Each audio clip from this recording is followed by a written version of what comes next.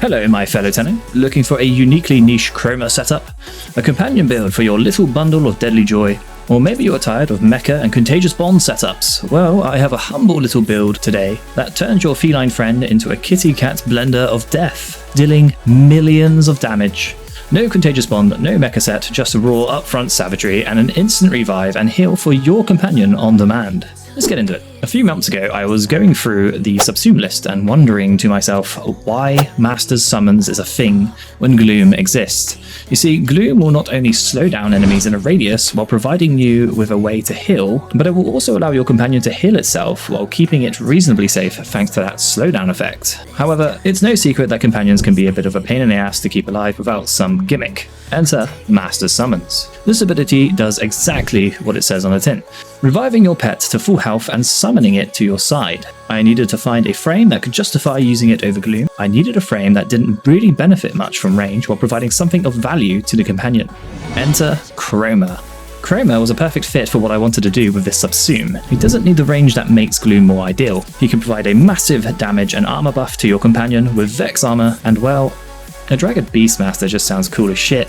As you can see, our kitty cat army is doing some pretty decent damage on their own, and of course, having a damage buff of anywhere between 1600% and 1800% is going to help out Chroma's damage too. But you can just sit back and let your companion do all the work for you. Sometimes even Tenno need a bit of R&R. On the Chroma, I have 5 Tau-forged Crimson shards for as much power strength as I can get.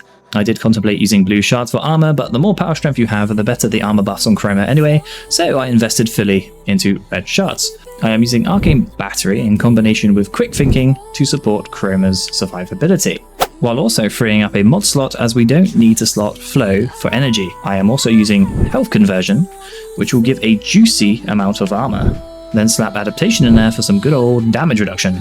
To further your survivability, we will be gaining a constant income of healing. Firstly, there is Guardian Armor, which is not necessary for the build as we will be casting Vex Armor often to keep our Kavat clones up, but it can be very nice in team play. This augment will heal Chroma for a percentage of his health after a kill by yourself or teammates in range over a short period of time, with the amount healed affected by power strength. It will also reduce damage to squad mates within affinity range by 50%, transferring that damage to Chroma instead. It will also increase the duration of Vex armor by 1 second for every kill you get. As I said, not necessary for this build, but pretty handy. Next up, Equilibrium, which is synergizing perfectly with our companion.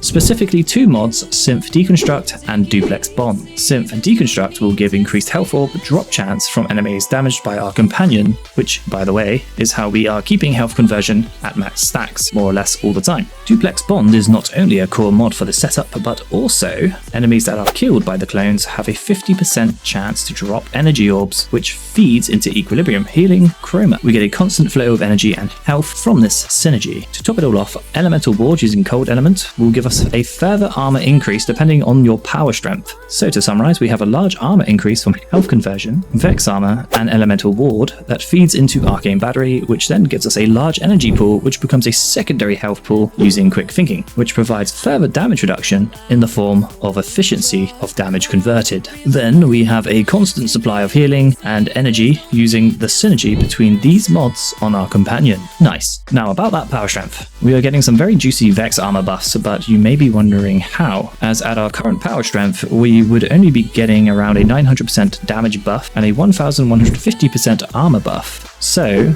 as well as the usual suspects Blind Rage and Transient Fortitude, we have Energy Conversion.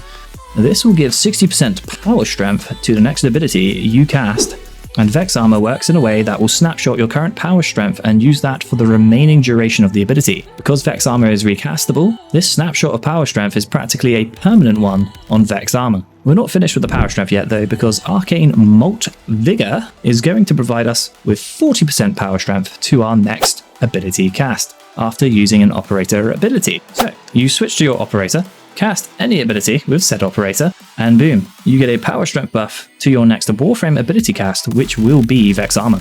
But wait, there's more power strength shenanigans we can pull off with the Grimoire and Madurai Focus School. Using the Vom Invocation on the Grimoire will give us a further 60% power strength. Then using Sling Strength from Madurai School will give us a further 40% power strength. Surely that's enough power strength? No, it's not, because using a Nidus Spectre will give you a further 28% power strength buff. This is altogether a 555% power strength buff to Vex armor. Here's how you do it. Pop down your Spectre, pick up an energy orb for energy conversion, use your Grimoire to get that 60% power strength, swap to Operator, cast an ability, Void Sling a few times, cast back, cast Vex armor, then take health damage or get kills with your primary weapon. Honestly, you don't need to do this, and you can swap out some of the power strength if you wish, build to your preferences. Finishing up the Chroma build, I'm using Primed Surefooted, and one of the newer mods, Summoner's Wrath, which will increase our companion damage even more. Don't worry about the negative duration, you will be casting your abilities fairly frequently anyway to keep the Kavat clones up. It's worth noting that you probably shouldn't use the Narrow-Minded mod, as you still need at least base range to make sure your Vex armor buff is reaching your feline monstrosities. Speaking of, I'm using the Panzer Volpavila to spread viral procs around, but you can use any Kavat you like, or even a kubrow. Fear Sense for more damage. Territorial Aggression will summon Shadow Kavats that attack periodically. Astral Bond will give your companion even more damage when you do damage with your Operator. Duplex Bond creates a clone of your companion for every 100 energy spent.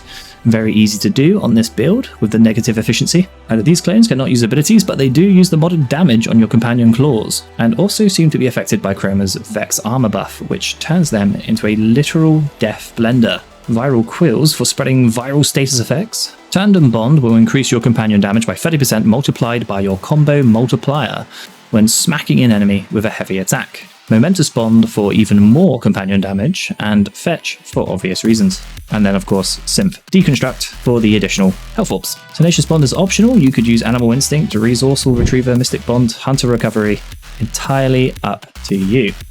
Now the claws, it's just damage, no need to think too hard about it, ignore status and shove in as much damage and crit damage as possible. I am using a high crit chance primary to get the most out of Hunter synergy, but it's up to you. You may like Cold the Weak more. Honestly, a lot of these picks can be swapped out if you prefer something else. Build your companion as you see fit. Primary and melee weapon of your choice, or drop the Grimoire for a secondary you like if you don't mind the loss in power strength. I'm using the Kuva Chukur for Hunter Synergy, and then I'm using the Wolf Sledge here because now I have a dragon, a wolf, and a cat. Excellent. Bonus build. Health tank, battery tank, what about a shield Chroma? Switch Elemental Ward to Electric for bonus shields as well as a bit of crowd control. Slap on Nourish with Arc on Stretch. Rolling Guard Adaptation, one of them or both. Brief Respite in the Aura, Vigilante Vigor, Fast Deflection and Arcane Aegis, then a ton of power strength. The other Arcane is your choice. The build is flexible with what you can use. Want an Armor Strip, use Pillage or Open Eyes instead of Nourish. Then slap on Arcane Energize or Equilibrium for Energy Sustain. Use a shield supporting sentinel, and there you go. Well, that's my Chroma Beastmaster build. Thank you so much for watching, fellow Tenno. If you enjoyed the video, then please consider dropping a like and subscribing for more future Warframe content. Are there any frames you love to use with your furry companions? Let me know in the comment section, and I will see you in the next one. Bye bye. No, I'm not giving